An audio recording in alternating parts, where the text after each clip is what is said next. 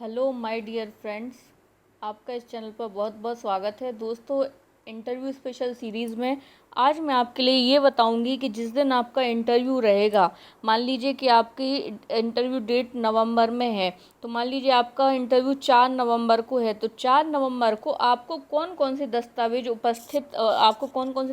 लेकर उपस्थित होना है, ताकि आपको वहाँ पर परेशानी ना हो। इसीलिए यह बड़ी मेहनत से ये वीडियो बनाया गया है, इम्पोर्टेंट है। और ऐसा ये वीडियो आपको और कहीं भी नहीं मिलेगा। पूरे यूट्यूब पर सबसे विश्वसनीय चैनल है ये। अपने फ्रेंड सर्कल को ज़रूर से शेयर करिएगा। और राज्य सेवा परीक्षा पद साक्षात्कार हेतु उपस्थित समस्त आवेदकों को निर्देशित किया जाता है। देखिए दोस्तों, ये सीधे आयोग की ऑफिशियल वेबसाइट से लिया गया है। जब लास्ट ईयर का जो इंटरव्यू हुआ था, उस समय आयोग निम्न प्रकार के डॉक्यूमेंट मांगता है, तो ये जो है वीडियो पूरी तरीके से ऑथेंटिक है।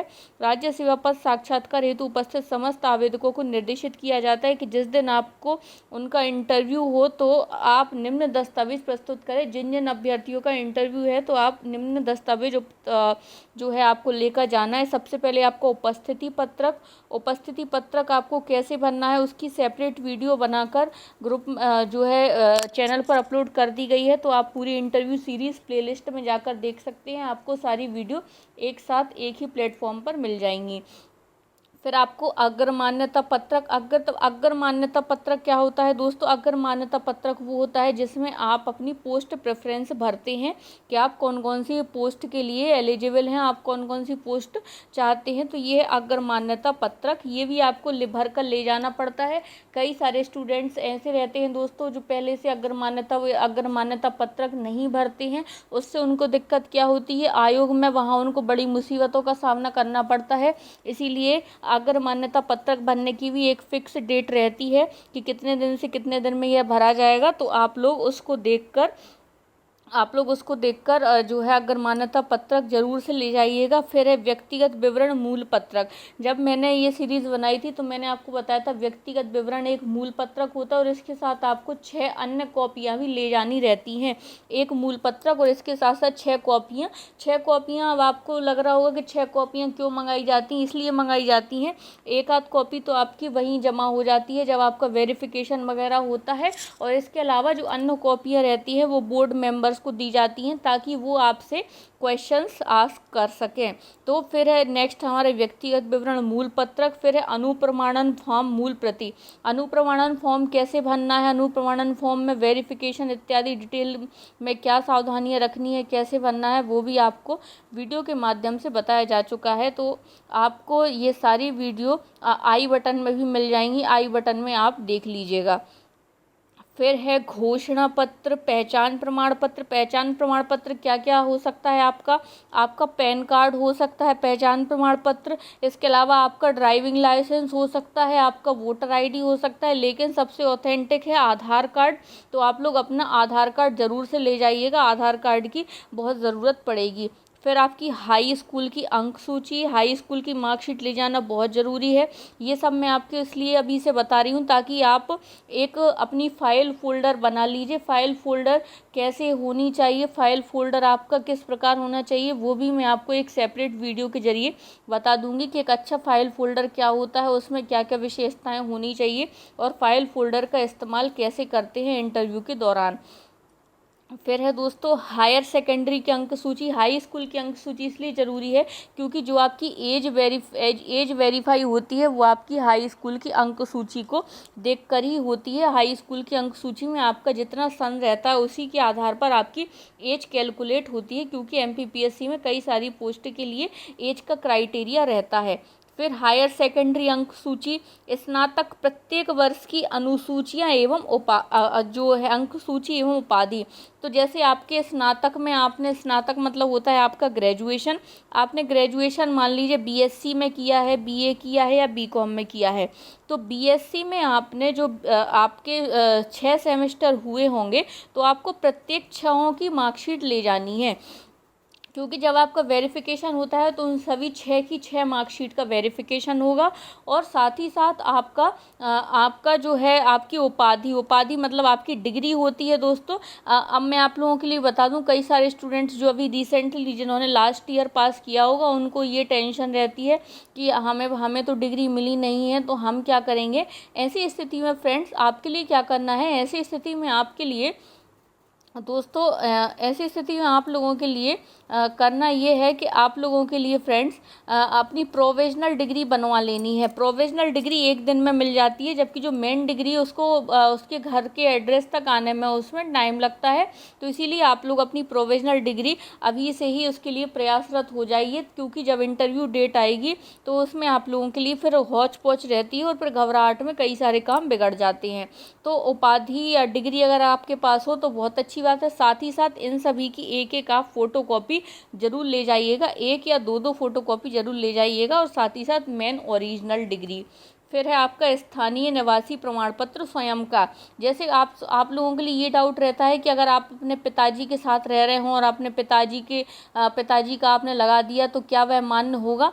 दोस्तों मान्य तो होता है, लेकिन आपको क्या रहता है कि आपको जब आपका इंटरव्यू हो जाता है तो उससे 30 दिन के भीतर आपको वो फिर से जमा करना पड़ता है, आपके खुद का बनाया हुआ स्वयं का जिसमें आपका नाम हो, तो आपका मूल निवास प्रमाण पत्र लगेगा। आजकल ऑनलाइन बनने लगा है स्वयं का मूल निवास प्रमाण पत्र, तो आप वो देख लीजिएगा।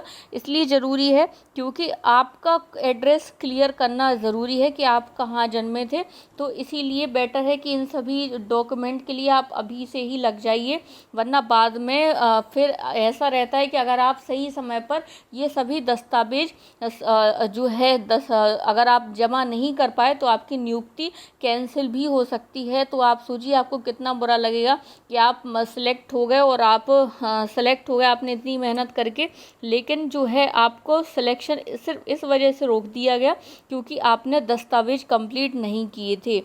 फिर फ्रेंड्स है आपका जाति प्रमाण पत्र जो SC ST OBC वर्ग के अभ्यर्थी हैं वो लोग अपना जाति प्रमाण पत्र रिन्यू करवा लें, और अगर आपके पास नहीं है तो बनवा लीजिए।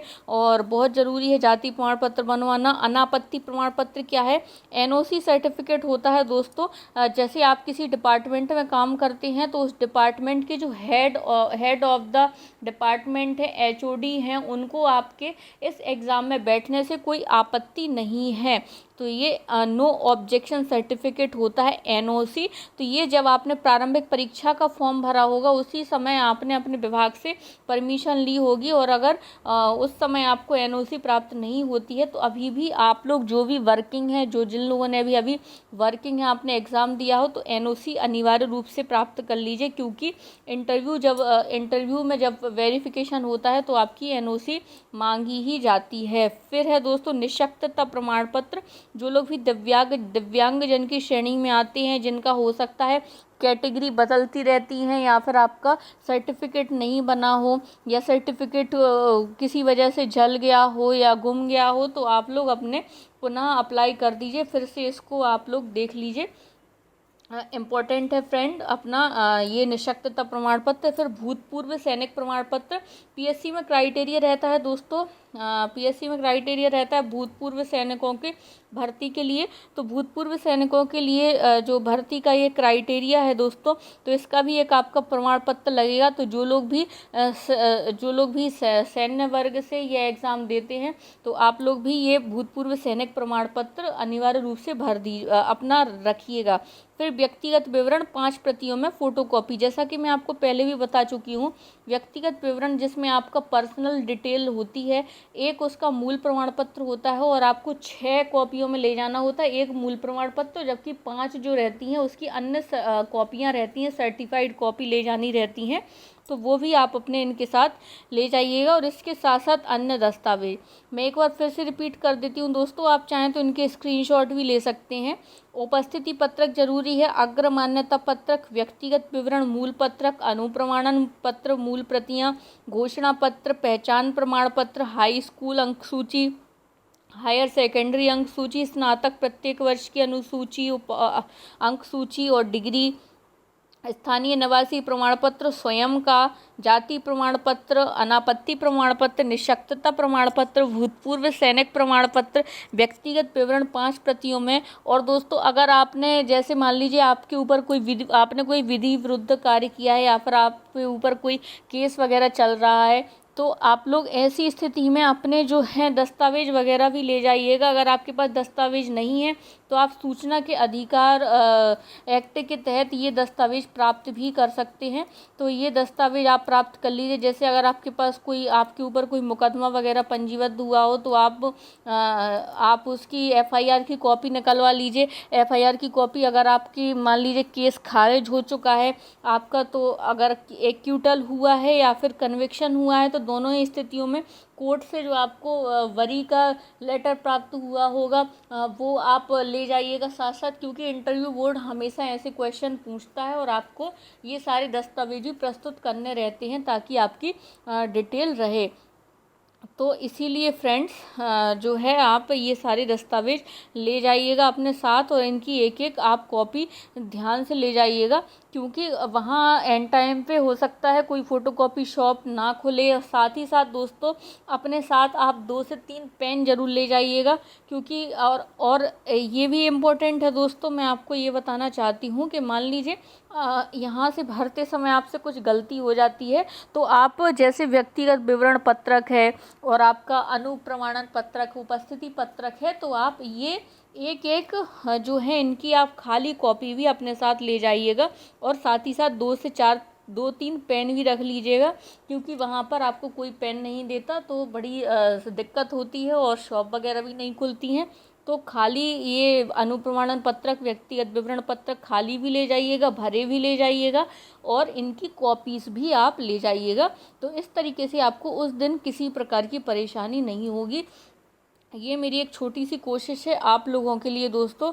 इंटरव्यू से रिलेटेड जो भ्रांतियां हैं, इंटरव्यू से रिलेटेड आपके मन में जो डर बैठा रहता है उसको दूर करने का। अगर ये वीडियो पसंद आती है तो चैनल को लाइक, शेयर और सब्सक्राइब ज़रूर कीजिए। Thank you for watching friends. और टेलीग्राम चैनल की लिंक आपको डिस्क्रिप्शन बॉक्स में है, तो निःशुल्क टेलीग्राम ग्रुप से ज़रूर जुड़िए।